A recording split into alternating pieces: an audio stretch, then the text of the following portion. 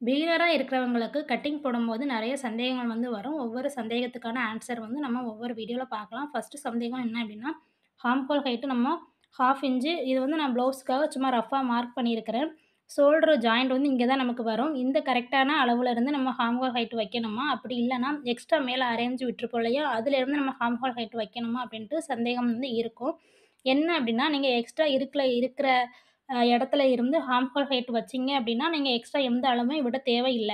இப்போ நமக்கு ஆர்ம் ஹோலோட உயரம் 2 1/4 ப்ளவுஸ்ல இருக்கு அப்டின்னா, நீங்க எக்ஸ்ட்ரா விட்டுருக்கீங்க இல்லையா? 1/2 இன்ச் இதுக்கு மேல இருந்து நீங்க 2 1/4 வச்சு எடுத்து வளைவு வரைஞ்சு நீங்க கட் பண்ணிறலாம். இது கூட எக்ஸ்ட்ரா அளவு எந்த அளவுமே சேர்க்க வேண்டியது கிடையாது.